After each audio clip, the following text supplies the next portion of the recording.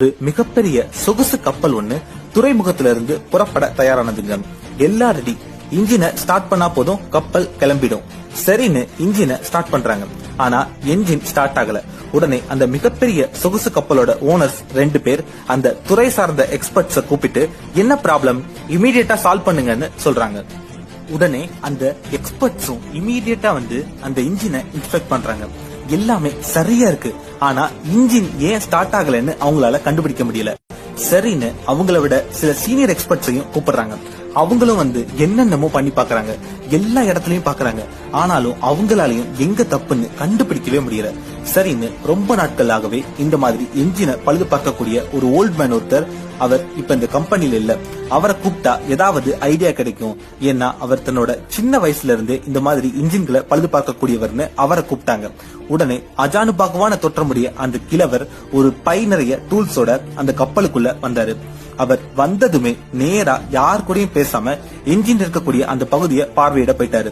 ரொம்பவும் கூர்மையான கண்களோட top to bottom அவர் அந்த இன்ஜினை உத்து பாக்குறாரு. உடனே அந்த சொகுசு கப்பலோட ஓனர்ஸ் 2 பேரும் இந்த கிழவனா இந்த என்ஜினை சரி பண்ண போறாருன்னு ஆச்சரியத்தோட அவர் என்ன பண்றாருன்னு அவரையே உத்துக்கிட்டு இருந்தாங்க.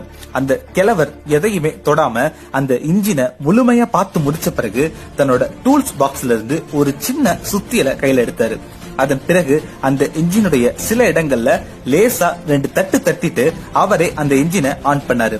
அவர் ஆன் பண்ணதுமே உடனே அசுர வேகத்துல அந்த இன்ஜின் சுழல ஆரம்பிச்சுதுங்க. உடனே அந்த சொகுசு கப்பலோட முதலாளிகள் 2 பேர் முகத்திலையும் அவ்வளவு மகிழ்ச்சி. வேலை முடிஞ்சதும் அந்த கிழவர் அங்கிருந்து உடனே கிளம்பிட்டாரு.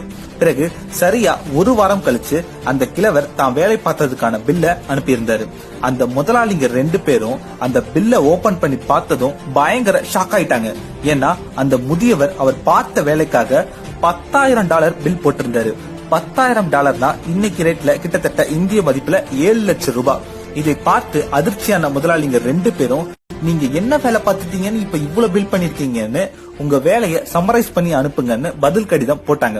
உடனே அந்த கிழவரும் தான் பார்த்த வேலையை ஐட்டமைஸ் பண்ணி இந்த மாதிரி பதில் அனுப்பியிருந்தாரு. அதாவது tapping with hammer $2, knowing where to tap $9,998. அதாவது சுத்தியலால தட்டினதுக்கு வெறும் $2 தான்.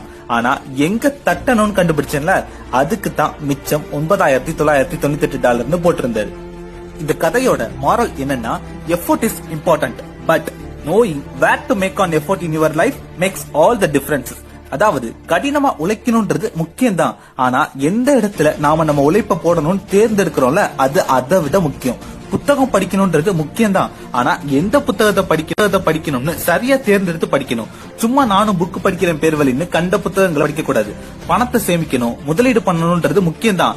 ஆனா சேமிச்ச பணத்தை எங்க முதலீடு பண்ணலாம்? தங்கத்திலயா, ஷேர் மார்க்கெட்லயா, நிலத்திலயா, மியூச்சுவல் ஃபண்ட்லயான்னு யோசிச்சு நமக்கு எது சரியா வருமோ அதை தேர்ந்தெடுத்து முதலீடு பண்ணணும். சும்மா எல்லாரும் பண்றாங்களேன்னு தெரியாம முதலீடு பண்ணக்கூடாது. அதிகமா உழைக்கணும், வேகமா ஓடணும்ன்றது எல்லாமே முக்கியம் தான். ஆனா தவறான பாதையில வேகமா ஓடுறதுனால எந்த ஒரு பிரயோஜனமே இல்ல. சோ எஃபோர்ட் ரொம்ப முக்கியம் தான். ஆனா ஒவ்வொரு நாளும் சரியான பாதையில தான் நம்ம ஓடிட்டு இருக்கோமா, சரியான இடத்துல தான் நம்ம எஃபோர்ட்டை போடுறோமான்னு சிந்திச்சு உங்க எஃபோர்ட்டை போடுங்க.